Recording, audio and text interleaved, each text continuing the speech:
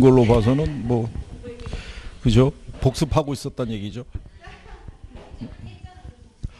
근데 혹시 뭐 복습 대상이 뭐 박간 양반이나 뭐 드라마가 됐던가 뭐 이런 건 아니겠죠? 아, 복습했어요. 그래요. 그래요. 자, 경기 변동을 보시게 되면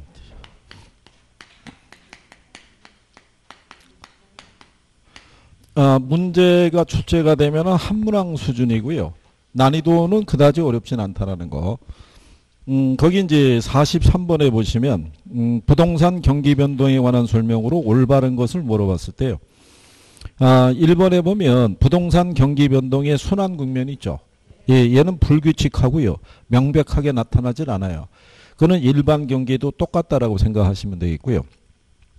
그 다음에 우리가 부동산 경기 있죠.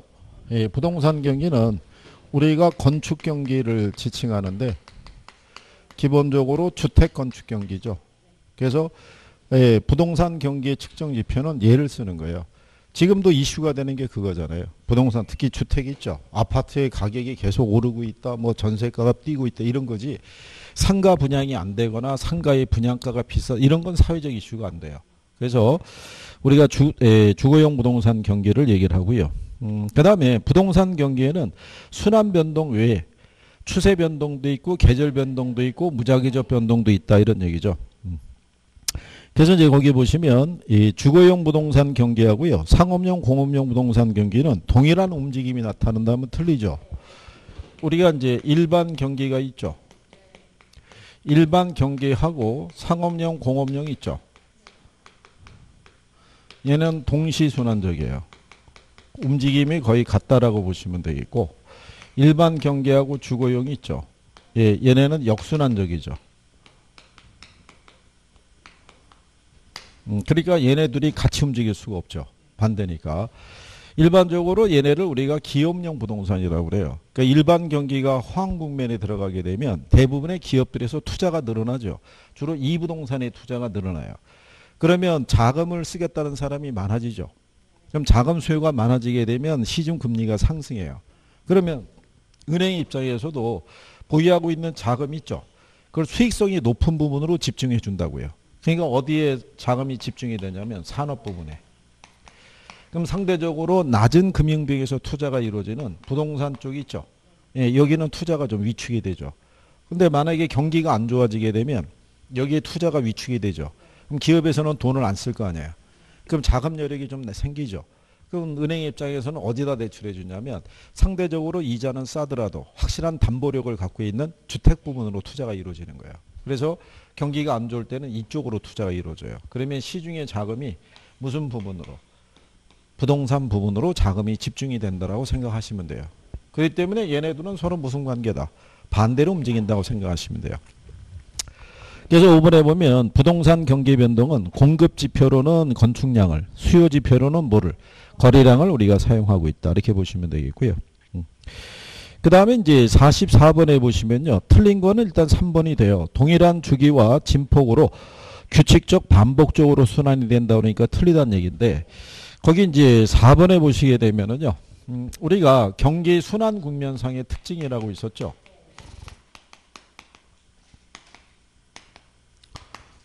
보시면은 회복 시장이 있죠. 그리고 무슨 시장? 상향 시장. 그 다음에 후퇴 시장. 그 다음에 하향 시장. 그 다음에 안정 시장 이렇게 있죠. 이 회복 시장에서는 누구를 중시하냐면 매도자. 과거의 사례 가격은 새로운 거래 또는 하한선이 된다는 거. 상향은 매도자 중시하고요. 그 다음에 하한선이 된다는 거. 후퇴 시장을 가게 되면 매수자를 중시하고요. 기준 또는 상한선이 된다라고 얘기를 했고요. 여기는 매수자 중시하고 다 뭐가 된다? 상한선이 된다라고 그랬고요. 안정시장을 들어가게 되면 매도자하고 매수자를 다 중시하고요. 그 다음에 과거의 사례 가격은 기준이 된다는 거. 그래서 이게 상이면은 하가 들어와야 되고요. 그리고 이게 하면 상이 이렇게 들어와야 된다고 얘기했었죠. 이건 잘 쓰는 거예요, 기본으로. 예, 언제든지. 그래서 4번 질문에 보면 상승 국면일 때 직전에 거래된 거래 사례 가격은 현재 시점에서 새로운 거래 가격에 하한이 되는 게 맞겠죠. 예, 그게 상으로 들어오면 틀리다는 거예요. 그래서 그렇게. 예, 그래서 이제 뒤에 보시면은 45번에 부동산 경기 순환과 이 변동에 관한 설명으로 옳지 않은 걸 물어봤을 때요. 거기 보면 3번에 대학교 근처의 임대주택이 방학을 주기로 공실률이 높아지는 것은 계절적 변동에 속한다라고 얘기할 수 있겠죠. 근데 이게 일부 교재에 봤더니 이렇게 나온 거더라고요.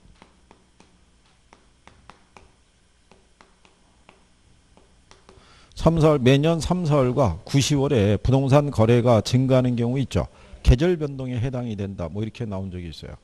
그럼 결론은 이게 봄이고 가을이라는 얘기인데 이렇게 추상적으로는 안 준다고요. 이게 계절의 변화라는 게 있는데 정확하게 줘야 돼요. 정확하게. 그죠? 그래서 이제 거기 여러분들이 보시면은 4번에 상향시장에서 직전 회복시장의 거래 사례 가격은 현재 지점에서 상한가가 된다고 그랬죠. 예, 상이면 하가 들어와야 되는데 상한가가 된다 그랬으니까 틀렸겠죠. 그렇죠? 예. 그래서 그렇게 구별하시면 되겠고. 그 다음에 이제 46번에 보시면 부동산 거래량 2번 질문에 부동산 거래량 및 건축량이 증가하게 되면 일반적으로 부동산 경기가 좋다는 것을 나타낸다고 그러죠.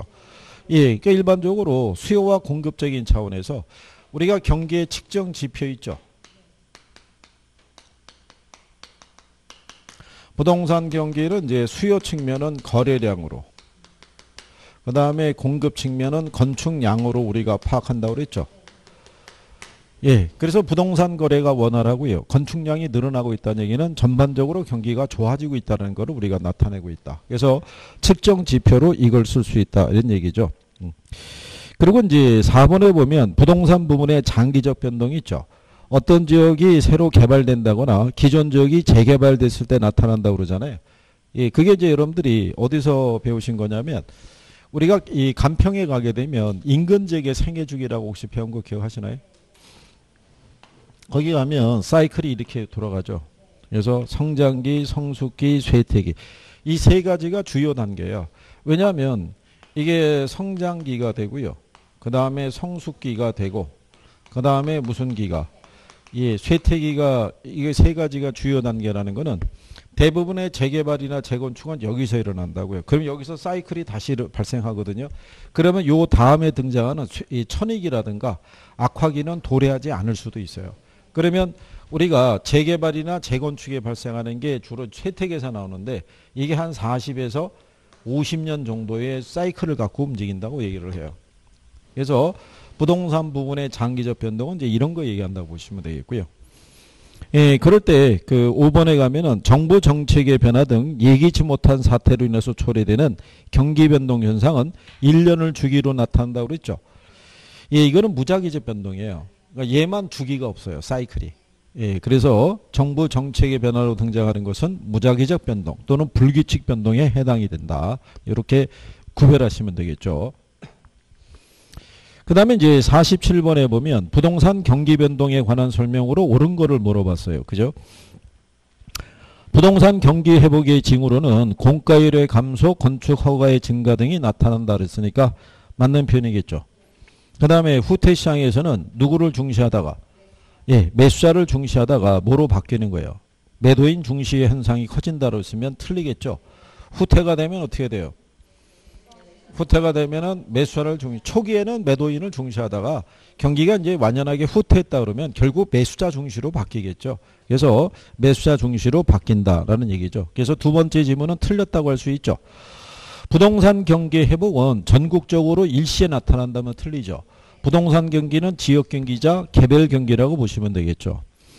자, 회복 시장에서 이 과거의 거래 사례 가격은 새로운 거래의 기준이 되거나 상한선이 된다 그랬으니까 틀렸겠죠. 하한선이 되겠죠.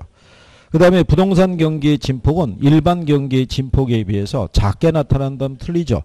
부동산 경기에 대한 진폭은 일반 경기보다 크게 나타나죠. 크게 나타난 이유는 왜 그래요? 그렇죠. 타성기간이 존재해서 그래요. 그죠? 그러니까 경기의 흐름이 바뀔 때 상대적으로 움직임이 더디다고 보시면 되죠. 그죠? 예. 그래서 올바른 거는 몇 개? 하나 이런 얘기죠. 그래서 이제 그런 내용 정도로 여러분들이 보시면 되겠고요. 그 다음에 이제 뒤로 넘어가셔가지고 49번에 보시게 되면 틀린 걸 물어봤죠. 회복시장에서는 부동산 전문활동에서는 매수자 중시의 태도가 매도자 중시로 전환이 되겠죠. 이때는 이제 물건을 확보하는 게 더 필요하죠. 그 다음에 하향시장은요. 상향시장에서 곧바로 하향시장으로 진행된 초기에는 건축허가 신청 건수가 곧바로 줄어들지 않는 무슨 현상이 존재한다. 타성이 존재하는 거죠. 그러니까 상향에서 원래는 뭐를 거쳐야 돼요. 후퇴를 거쳐서 내려가야 되는데 그러면 이 정도가 들어오면 건축허가 신청 건수가 어떻게 돼요. 줄어있는 상태인데 얘를 거치지 않고 바로 내려올 수가 있죠. 그럼 이제 이렇게 급격히 경기가 침체기에 들어가는 경우는 정부가 개입했을 때 강력하게 그래서 특정한 지역을 만약에 투기 과열지구 거기다 투기 지역으로 중복 지정하면서 어떤 부동산 거래 규제라든가 아니면은 뭐 예를 들어서 대출 규제라든가 복합적으로 적용하게 되면 갑자기 시장이 얼어붙거든요. 그런 문제가 발생할 수 있다는 얘기죠. 그러니까 이제 정부가 과격하게 들어가게 되면 왜 강남에서 4개 지역을 이 토지거래 허가 지역으로 묶어버렸잖아요. 토지거래 허가 말은 토지거래지만 실상은 주택이든 뭐든 다 포함되는 경우죠. 그러면 갑자기 거래 자체가 어떻게 일단 스톱이 될 거 아니에요. 그렇잖아요. 그러면 경기가 한참 좋다고 보고 여기다 또 지어야겠다 싶어가지고 건축허가 신청권 쓰고 쭉 냈는데 갑자기 얼어붙게 되면은 그걸 갑자기 그걸 반려하거나 그러기 쉽지 않잖아요. 그죠? 그래서 이 부동산 시장에서는 시장의 흐름이나 정부의 정책의 기조나 이런 걸 잘 보셔야 돼요. 그게. 그래서 이게 시장론자들도 있고요. 시장에 맡겨두면 자율적으로 조절을 할 것이라고 보는 견해가 있고 시장에서는 그 조절 기능이 원활하지 못하기 때문에 누가 개입을 해야 된다. 정부가. 그래서 정책론자들도 있다고요. 그러니까 누가 이제 그 주도하느냐에 따라서 정책의 기조나 이런 것들이 달라질 수밖에 없죠. 이번에 왜 이제 그런 거잖아요.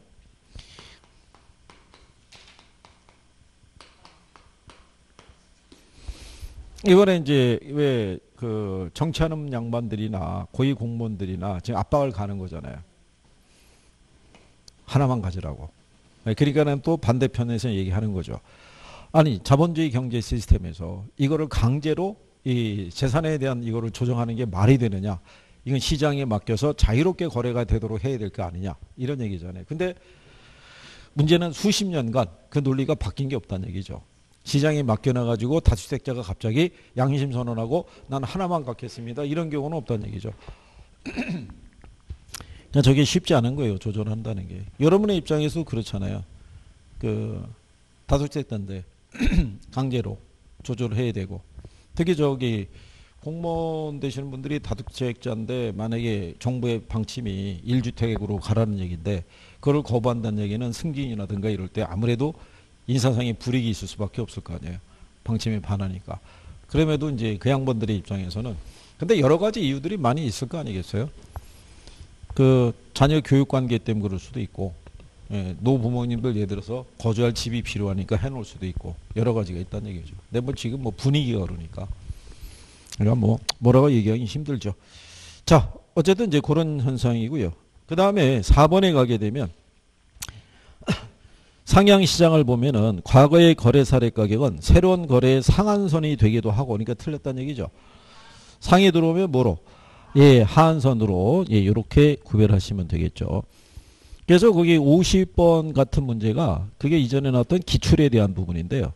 얘도 보게 되면 5번에 상향 국면에서 직전 회복 국면의 거래 사례 가격은 새로운 거래 가격의 하한선이 된다. 이렇게 이게 이 표현이 잘 들어오는 거예요.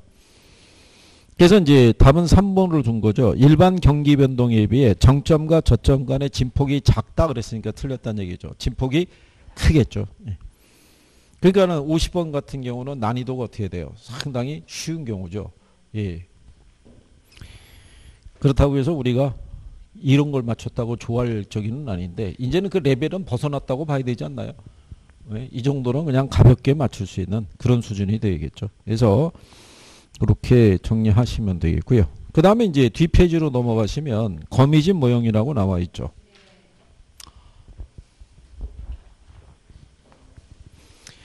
거미집 모형에 대한 거를 보면요.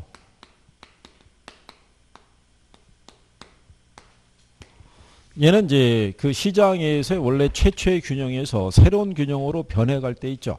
예, 그 과정에서 수요와 공급 간의 시 차이에서 주기적인 초과 수요와 초과 공급 현상이 반복이 되면서 새로운 균형으로 변해가는 과정을 얘기하죠. 그래서 우리가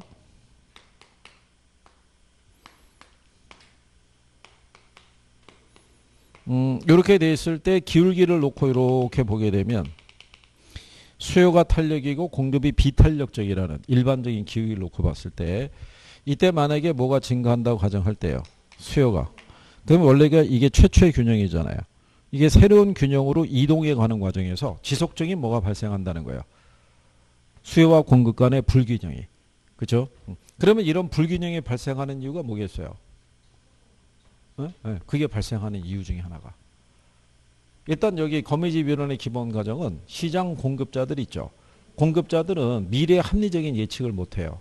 이 사람들은 현재 시장 임대료에 반응을 하는데 그 임대료가 끝까지 계속 유지될 것이라는 전망을 하는 거죠. 그러니까는 물량을 우리가 공급을 할 계획을 할 때는 미래 수요의 변화에 따라서 이 물량이면 너무 많을 수도 있다는 생각을 해야 되는데 그런 생각을 못 한다는 얘기죠. 현재 수요가 증가하면 그 물량만큼 때려 넣는 거죠. 그러면 수요가 늘어나더라도 단기에는 공급의 변화가 없잖아요. 그러니까 뭐가 상승해요? 예, 그러면 공급자들은 이 가격이 계속 유지될 것이라고 생각하는 거예요. 그래서 이 가격 수준에서 뭐가 들어가는 거예요? 착공이.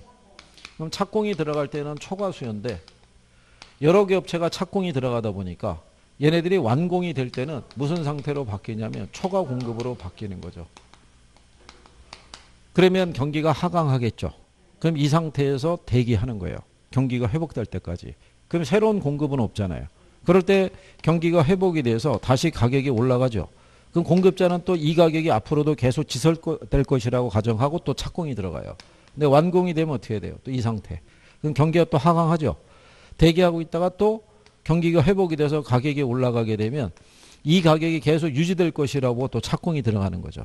이걸 되풀이하면서 새로운 균형으로 이렇게 수렴해가는 거예요. 이게 이런 수렴형이 나타날 수 있는 경우가 부동산 시장밖에 없어요. 그래서 우리가 균형 조건을 보면은 무슨 형이 있어요?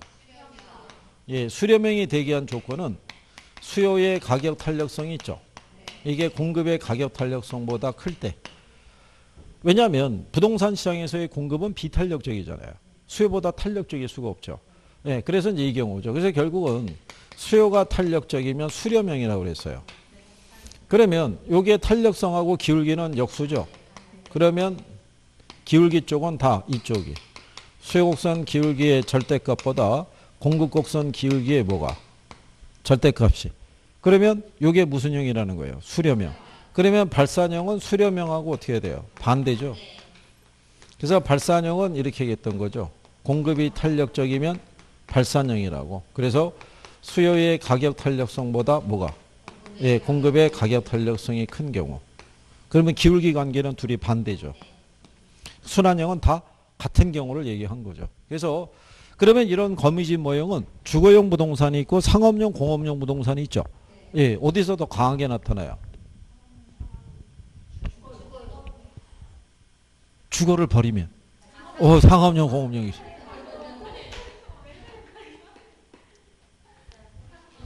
예?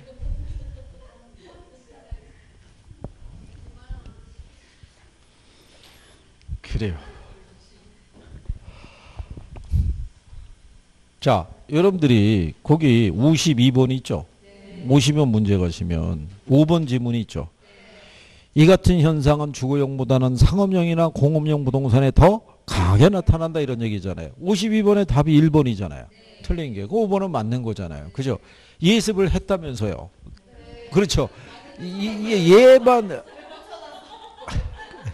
별표 해놓고 실전에 가서 이런 거 틀리면 곤란해요. 거기 1번 지문에 보시면 거미집 모형은 공급자가 언제나 현재 시장 임대료에만 반응한다는 것을 전제하고 있는 건 아니다 그랬죠. 이게 틀렸다는 거예요. 현재 시장 임대료에만 반응하는 걸 전제하고 있다고요. 이 가정이 성립이 돼야지만 거미집 이론이 성립이 된다라고 말씀을 드린 거죠. 그래서 3번에 보면 부동산 시장에서 이 같은 현상이 발생하는 게 시간적 갭이 있죠. 이게 시차가 존재한다는 거예요. 예, 그래서 이런 거미집 모형이 성립이 되더라 이런 얘기죠. 그래서 4번에 보면 단기적으로 가격이 급등하게 되면 건물 착공량이 증가하는데 공급 물량이 막상 시장에 출하하게 되면 오히려 공급 초과가 돼서 침체 국면에 접어든다 이런 얘기죠. 이게 되풀이 된다는 거죠. 이게. 그래서 이제 그 53번에 보시면 거미집 이론에 관한 설명으로 옳은 걸 물어봤죠. 예, 그래서 가격에 대한 수요의 탄력성이 공급의 탄력성보다 클 때 있죠. 균형에 충격이 가해지면 새로운 균형으로 수렴이 된다는 거죠. 같으면은 어떻게 돼요? 순환형이죠. 예. 반대로 공급의 탄력성이 크면은 균형으로부터 이탈 발산한다라고 얘기할 수 있는 경우죠. 예. 그래서 균형의 이동을요, 비교 정학적으로 설명하는 게 아니고요, 동태적으로 설명하는 거예요. 그러니까 동태적이라는 건 현재의 움직임이 미래에 어떤 변화를 가져오는지를 갖다가 연결해서 정리하는 걸 얘기를 해요. 그리고 가격이 변하면요, 수요량은 즉각 변하는 거고요. 공급량은 일정 기간 후에 변한다는 가정이죠. 그래서 4번하고 5번은 이제 수요량과 공급량에 대한 부분이 바뀌어서 표현이 돼 있다. 이런 얘기죠. 그 다음에 이제 54번에 보면 거미집 이론에서 발산형 모형이 되기 위한 A와 B의 조건을 물어봤어요. 그죠? 네. 발산형이 되기 위해서는 수요의 가격 탄력성보다는 공급의 가격 탄력성이 커야 되죠. 그러면 일단 등호가 이렇게 가야 되죠. 그죠? 그 다음에 수요 곡선 기울기의 절대값과 공급 곡선의 기울기의 값이 있으면 뭐가 커야 돼요? 예? 반대로 이게 커야 되면은 이렇게 가야겠죠. 예. 그래서 답은 몇 번이다? 1번이다. 여러분 시험에서는 수렴형이 되기 위한 조건으로 나왔었어요. 수렴이 되기 위한 조건으로. 예, 그 다음에 이제 뒤에 그 보시게 되면은 55번에 다음과 같은 조건에서 거미집 이론에 따를 때 수요가 증가하면 A 부동산과 B 부동산의 모형 형태를 물어봤죠. 예, 근데 A 부동산 같은 경우는 수요곡선의 기울기가 마이너스 0.8이고 0.6이죠. 근데 기울기의 절대값이니까 마이너스 회보가 생략이 되죠. 그러면 수요곡선 기울기의 절대값이 이 공급선 기울기의 값보다 크죠. 그러면 무슨 형? 그럼 발산형이 되겠죠. 그 다음에 B 부동산은 기울기의 절대값이 같으면 무슨 형? 예, 그러면 순환형이 될 거예요. 일부러 이 문제에서는 그 수요 함수하고 공급 함수를 대입해서 푸는 거는 생략을 했어요. 이쪽에서. 근데 이제 여러분들이 보시면은 만약에 이렇게 되실 수가 있죠. P는 100 2Q도 이렇게 주어지고요. 이 P는 가령 예를 들어서 200 플러스 4QS 이렇게 줄 수 있죠. 예. 근데 여기 이렇게 수량이 들어가면은 이건 기울기의 값을 물어보는 거예요. 절대값을. 여기 가격으로 들어가게 되면 그건 탄력성의 크기를 물어보는 거예요. 이렇게 준 거는 간단한 거예요. 이것만 갖고 판단하거든요. 예, 근데 얘가 2P잖아요. 그럼 요거 나누면 2잖아요. 그럼 무슨 형? 그럼 순환형이죠. 그러니까 그런 식으로 접근하면 되기 때문에. 그리고 이제 이쪽 파트도 그 출제자가 거미집 모형에서는 웬만한 건 다 냈어요. 원 없이 냈다고 봐요. 그죠? 이론도 내고, 이런 함수 관계도 내고, 그죠? 기울기에 관한 물어보고, 탄력성 크기도 물어보고, 다 물어봤어요. 그죠? 그래도 가끔가다 한 번씩 나오니까. 그죠? 근데 이렇게 했다가 제가 볼 때는 이론으로 한번 나올 수도 있다고 봐요. 계속 이런 수요함수, 공급함수 대입해갖고 요즘 문제집마다 그게 없는 문제가 없어요. 다 들어가 있어요. 그럼 사람들이 거기에 집착할 거 아니에요. 근데 어렵다고 생각이 되면 버릴 거 아니에요. 근데 이론으로 나오면은 아무 정리도 안 됐으면 당황하는 거죠. 아까 여러분 같이 주거용이냐 상업용 공업용이냐 물어보면은 제가 볼 때 반은 맞고 반은 틀릴 거 아니겠어요. 그죠? 네? 그래서 거미집 모형이 주거용 부동산에서 안 나타난다고 볼 수는 없는데 상대적으로 적은 거예요. 왜냐하면 주택은 필수제잖아요. 경기가 호황이 됐든 불황이 됐든 간에 집은 거래해야 되거든요. 그러니까 그 진폭의 크기가 상대적으로 예, 상업용이나 공업용보다는 적게 나타난다는 거예요. 무슨 말인지 아시겠죠? 예. 뭐 대답이야 원체 잘하셔가지고 뭐. 자, 그럼 우리가 시장론으로 들어가잖아요. 예, 그럼 시장론에서 우리가 정리해야 될 게 뭐 있어요?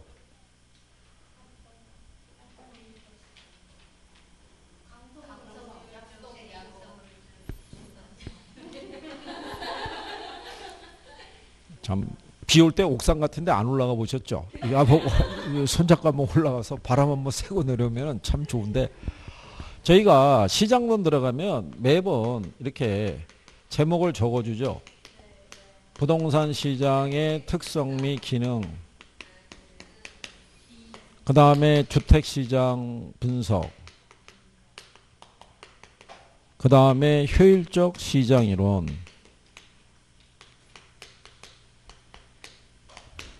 자, 이렇게 했을 때 주택시장 분석에 가서 우리가 하는 게 뭐 있어요? 어? 어? 아니, 뭐라고 얘기를 해줘야 되잖아요. 아, 여기서 여가 배웠잖아요. 주거분리 배웠잖아요. 여기 효율적 시장 이론에 가면 약성, 그죠?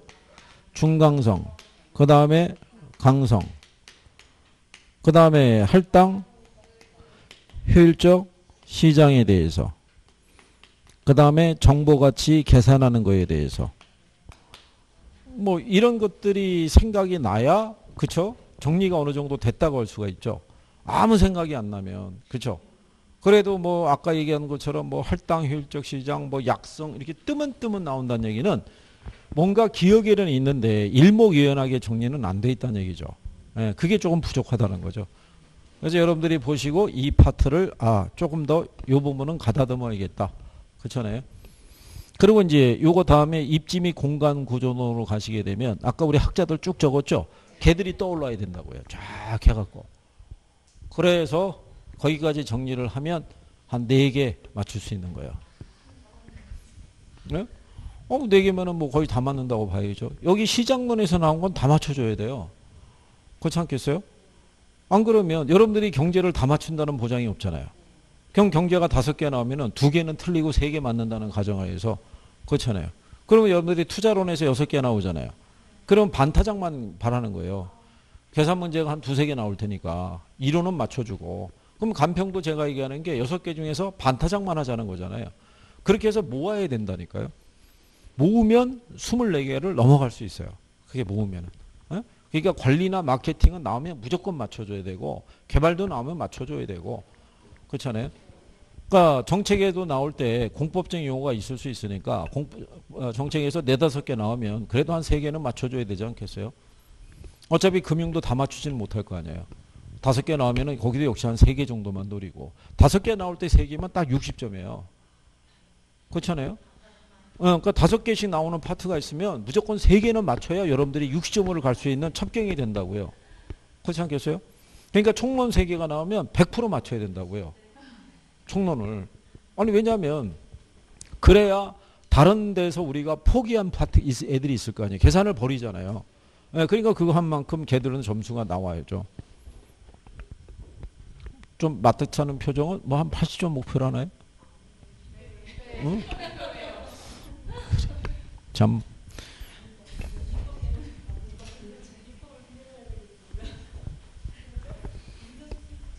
민법에 뭐를 해야 된다고요? 그렇죠.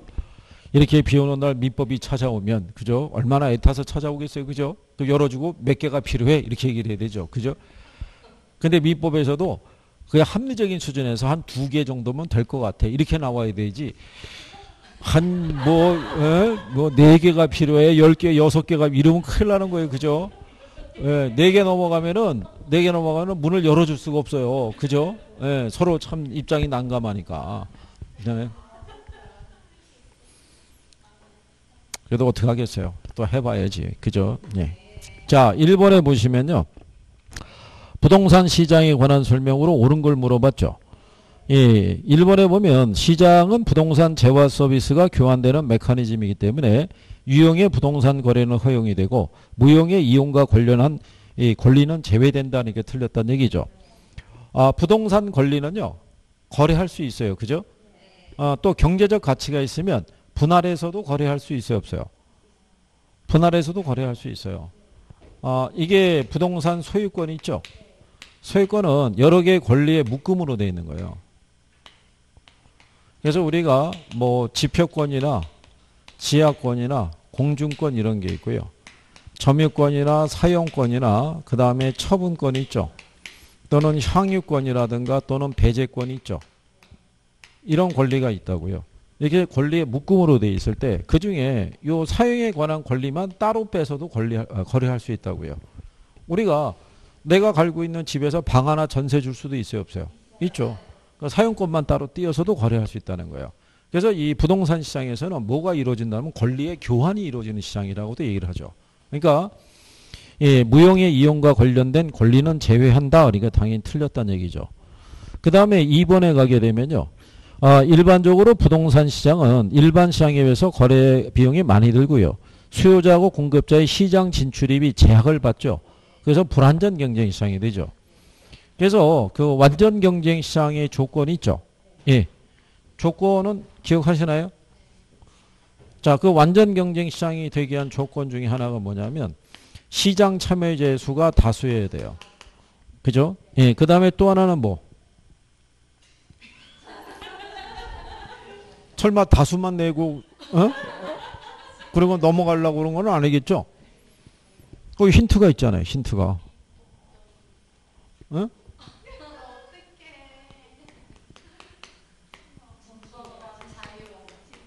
시장의 진출입이 어떻게 돼요? 자유스럽다고요. 그 다음에 또 뭐 있어요? 네, 완전한 정보가 제공이 돼요. 그죠? 그리고 또 뭐 있겠어요? 또. 네? 이게 시장 참여자의 수가 다수여야 돼요. 그죠? 그 다음에 시장의 진출입이 어떻게 돼요? 자유스러워야 되고 완전한 정보가 제공이 되고 그죠? 네. 그리고 또 뭐 있겠어요? 기억나는 거. 여기까지만.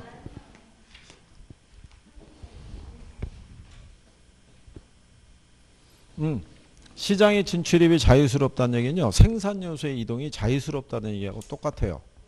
무슨 말인지 아시겠죠? 숙제요. 한번 찾아보세요. 이거 왜 여기다가 말씀을 드리냐면 거기 2번 지문이 있죠. 시장 진출입이 제약을 받게 돼서 완전 경쟁 시장이 된다라고 그랬잖아요. 제약을 받으면 불안전 경쟁 시장이에요. 그러니까 이 조건 중에 하나라도 충족이 안 되면 불안전 경쟁 시장이라고요. 그죠? 그리고 이제 4번에 가게 되면요. 정부가 제품의 품질이나 규격을 통제하는 건축 기준이 있죠. 예, 이거는 양적이 아니라 질적 규제예요. 그리고 5번에 가면 이 공표된 것이건 그렇지 않은 것이건 어떤 정보도 이미 가치에 반영되어 있는 시장이 있죠. 그걸 우리가 강성이라고 얘기하죠. 답이 3번이에요. 부동산의 입지성으로 인해서 소유자는 해당 부동산의 활용과 가격 결정에 있어서 입지 독점권을 가지게 되고요. 이것은 하위 시장의 형성과 관련이 있다 이런 얘기예요. 그게 이제 무슨 얘기냐면 예, 부동산 시장은 고도로 국지화되어 있다고 그러죠. 그 안에서 이제 유형별로 하위 시장이 존재해요. 만약에 이 서울의 오피스 시장이 있죠. 오피스 시장을 나누게 되면 도심도 있고요. 그 다음에 마포, 여의도, 그 다음에 강남. 크게 나누면 이렇게 분류할 수 있어요. 강북하고 강남으로 갔을 때. 그죠? 근데 여러분들이 이 소유자가 어디에 있는 오피스를 갖고 있냐에 따라서 입지 독점권을 갖잖아요. 그러면 가격의 결정이 틀리죠. 여기 거 갖고 있느냐, 여기 거 갖고 있느냐, 여기 거 갖고 있냐에 따라서. 아무리 봐도 여기에 있는 걸 갖고 있는 사람이 가장 가격을 어떻게 해야 돼요? 높게 부르겠죠. 사용료, 임대료도 비쌀 거고. 그렇지 않겠어요? 그러면 상대적으로 얘네는 공실이 많이 발생하더라도 얘네는 공실이 아니라 거꾸로 수요가 더 많이 몰리는 경우도 있을 수 있어요, 없어요? 그게 가능한 이유가 뭐냐면 입지 독점권을 갖는 거죠. 위치에서. 얘네가 이동할 수 있어요, 없어요? 없죠. 그래서 시장이 하위 시장이 형성이 되는 거예요. 그죠? 그럼 그 부분 시장별로 수요 공급 관계가 다 틀리게 나오는 거예요. 그것만 틀리냐면 거래 가격도 틀리고 임대료도 틀리고 거래 간행도 틀리고 다 틀리게 나타나는 거예요. 그런 현상이 나타나는 게 뭐 때문에? 그게 뭐 때문에? 거기 입지성이라고 그랬죠. 그게 결국 부동성이라는 거예요. 예, 움직이지 못하기 때문에. 어디에 있는 부동산을 내가 갖고 있느냐. 예, 거기에 따라서 독점적인 권리 형태가 틀려지겠죠. 그죠? 그러니까 이번에 왜 저기 저쪽에 있는 양반이 강남에 집이 있고 세종에도 집이 있는데 어디 그 포기한 거예요. 그 양반 말고 또 나왔었어요. 그 한 분은 그 청주 거 버렸다가 비난이 빗발쳐갖고 결국 강남도 파는 걸로 결론이 났고, 어느 저기 그 비서관 되는 양반은 강남에도 있고 세종에도 있었는데 세종을 버린 거죠. 팔고 이제 강남을 소유하는 걸로. 그래서 단적으로 보여준 거죠. 거기를 갖고 있는 게 낫다 이런 얘기죠. 그게 왜냐하면 시세 차이가 있어. 같은 면적이더라도. 그죠? 그러니까 그런 거겠죠. 뭐. 근데 뭐 여러분이라고 해서 뭐 그게 딱히 다른 결정을 내리기가 쉽지는 않잖아요. 그죠? 그리고 거기 뭐 청주에 있는 거 그 저기 처음에 매각한다는 양반도 혼자서 결정을 못 했을 거예요. 부인하고 상의했겠지. 근데 부인이 뭐라고 그랬겠어요? 강남을 처분하면 오늘부터 집에 들어오지 막 이랬을 거 아니겠어요? 그러니까는 어떻게 하겠어요? 그러니까는 청주 이랬다가 비난이 막 그러니까는 결국 거기도. 결국 그 양반은 무주택자가 되는 거예요. 그렇게 되면. 근데 다 팔았으니까. 근데 그 양반이 다시 집 살려고 그러면 대출 규제는 심각하니까. 그러니까 웬만한 데는 못 사는 거 이제. 그러면 다시 맘 바꾸고 어디로 가야 돼요? 청주로 가야죠. 다시 사야죠. 청주로 가서. 그 양반이 원래 그쪽에서 출마를 못했던 그런 생각도 있었다 그러는데 그럼 글로 가야지 뭐 어떻게 하겠어요? 네?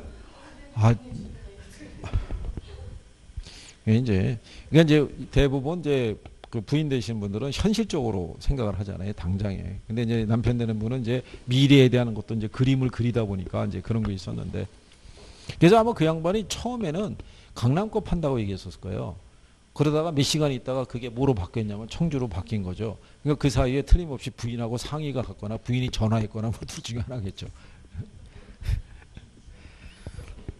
여러분 같으면 만약에 박한 양반이 강남하고 청주에 두 개가 있는데 만약에 강남 거 판다 그랬으면 어떻게 하겠어요? 똑같았을 거예요. 그죠?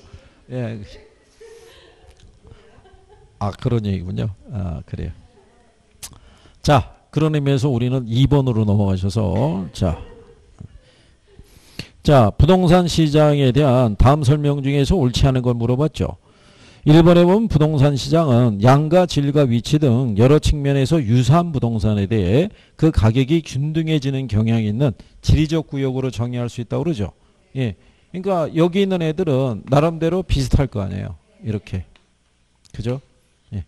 그래서 이제 물리적인 면에서 보면 그렇다. 이런 얘기죠.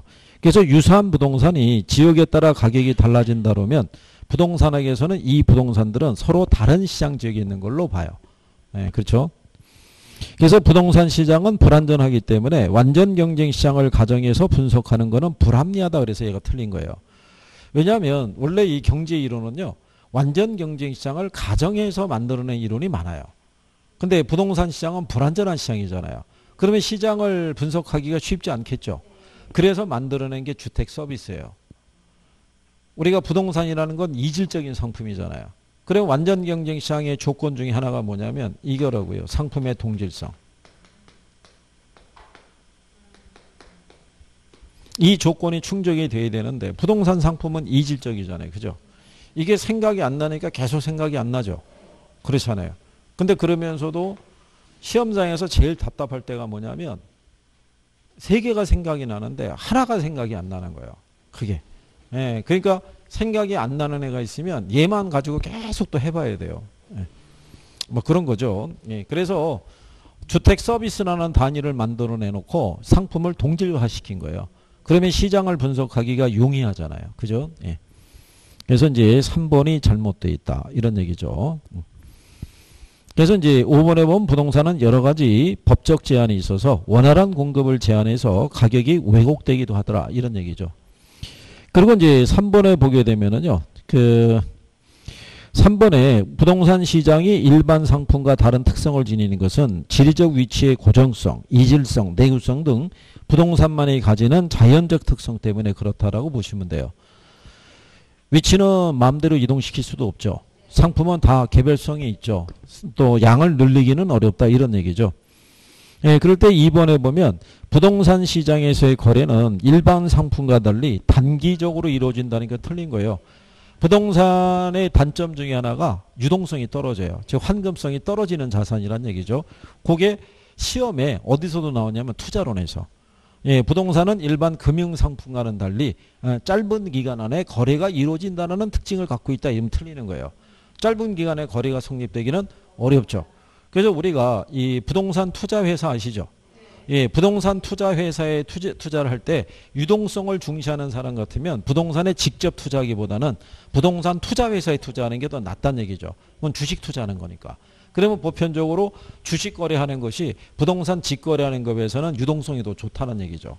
그렇죠? 예, 그래서 그렇게 구별하시면 되겠고요. 그다음에 이제 옆 페이지 보시게 되면은 5번에 부동산 시장이 일반 시장과 다른 특성 중에서 옳은 것을 물어봤을 때요. 2번에 가면 영속성으로 인해서 시장의 수급 조절이 용이하다라면 틀리죠.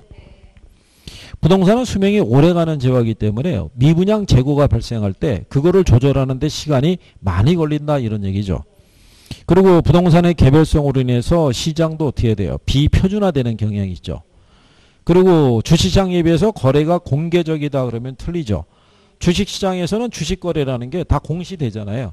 투명하게 나타나는데 부동산은 그렇지는 않죠. 물론 이 거래 가격은 실거래가로 신고를 하도록 돼 있죠. 그리고 이번에 우리가 이제 또 유념 있게 봐야 되는 거는 이번에 임대차 3법 있죠. 예, 틀림없이 이번 국회가 개원이 되고 하면은 틀림없이 법을 상정할 거라고요.